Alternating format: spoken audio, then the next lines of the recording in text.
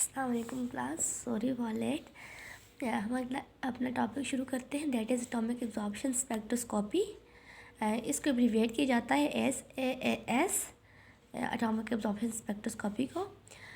इसका main principal ये होता है कि एब्जॉर्प्शन ऑफ रेडिएंट लाइट होती है, यानी कि जो हमारे पास रेडिएशंस आ रही होती हैं वो एब्जॉर्प्शन होती है उनकी, और किस रीजन में होती है, यूजली अल्ट्रा वायलेट या फिर विजिबल रीजन में। तो इससे क्या होता है कि इलेक्ट्रॉनिक स्ट्रक्चर जो है वो चेंज हो जाता है। इलेक्ट्रॉनिक स्ट्रक्चर के चेंज होने का मतलब ये है कि ग्राउंड स्टेट से एटम जो है और इलेक्ट्रॉनिक एक्साइटेड स्टेट पर और दोबारा फिर ग्राउंड स्टेट पर आ जाते हैं। तो जो हमारे पास एब्जॉर्ब एनर्जी होती है, हम कह रहे हैं कि हमारे पास एब्जॉर्प्शन जो है हो रही है वो रेडिएंट एनर्जी की या रेडिएंट लाइट की। तो क्या होता है कि हमारे पास जो एनर्जी एब्जॉर्ब हुई है वो डायरेक्टली प्रोपोर्शनल है किसके, concentration of atoms present in flame in ground state, यानी कि फ्लेम में ग्राउंड स्टेट में कितने एटम जो है वो पाए गए हैं।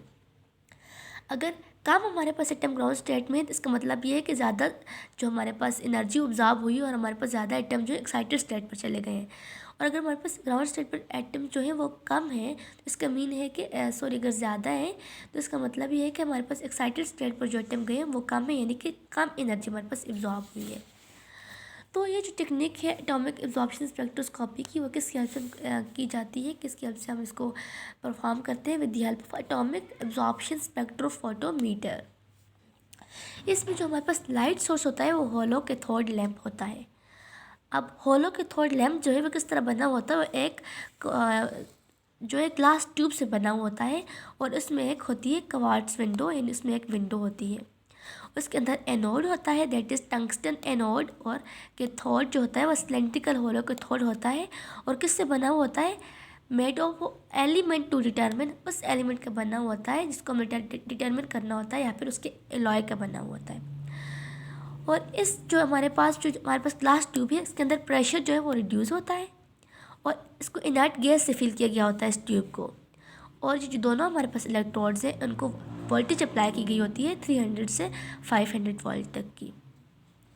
तो क्या होता है कि हमारे पास जो इनर्ट गैस के जो एटम्स हैं वो आयनाइज हो जाते हैं एट एनोड। एनोड पर आयनाइज होने के बाद क्या होता है कि जो हमारे पास कैटाइंस हैं, यानी कि पॉजिटिव हमारे पास जो आयंस हैं वो आ जाते हैं टू दी कैथोड, क्योंकि कैथोड पर नेगेटिव चार्ज होता है। तो यहाँ पर उनकी बहुत ज़्यादा कुलियंस होती हैं जिनकी वजह से क्या होता है कि वो वेपर्स में कन्वर्ट हो जाते हैं। वेपर्स कन्वर्ट होने के बाद वो ग्राउंड स्टेट से एक्साइटेड स्टेट पर चले जाते हैं और दोबारा वो ग्राउंड स्टेट पर आते हैं। तो क्या होता है कि प्रोडक्शन ऑफ या फोटोन या फिर एमिशन ऑफ फोटोन होती है।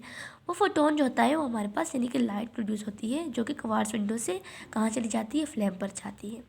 तो ये हमारे पास लाइट सोर्स की है डिटेल। देन हम कह रहे हैं कि जो हमारे पास जो लाइट प्रोड्यूस हो रही है वो है उसकी रेजोनेंस लाइंस है। रेजोनेंस लाइंस का मीन है कि lines having least energy gap, यानी कि ग्राउंड स्टेट से एक्साइटेड स्टेट तक का जो गैप है वो लीस्ट है, वो बहुत थोड़ा है। तो देखिए ग्राउंड स्टेट से first excited state, second excited state, third excited state, लेकिन जो हमारे पास लीस्ट गैप है ये हमारे पास रेजोनेंस लाइंस आएगी। ओके, तो हमारे पास इस तरह की लाइंस जो हमारे पास इमिट होती हैं। अब हमारे पास जो लाइंस हमारे पास प्रोड्यूस हुई, यानी कि हमारे पास जो फोटॉन्स प्रोड्यूस हुए वो पास करेंगे through the chopper is a rotating wheel. तो वो क्या करता है, वो रोटेट करता है, तो रोटेशन से क्या होता है कि पल्सेटिंग करंट प्रोड्यूस होता है। तो करंट जो होता है पल्सेटिंग करंट ही हमारे पास फोटोसेल पर रिकॉर्ड होता है। इसका एडवांटेज क्या होता है कि फ्लेम का भी अपना जो होता है लाइट होती है।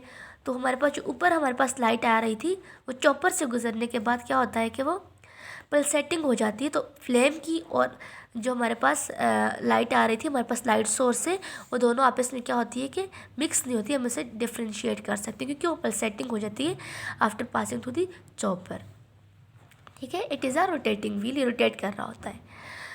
तो हमारे पास जो हम बर्नर यूज़ करते हैं वो 2 टाइप्स के बर्नर हम यूज़ करते हैं, total consumption burner one is और other is premix chamber burner.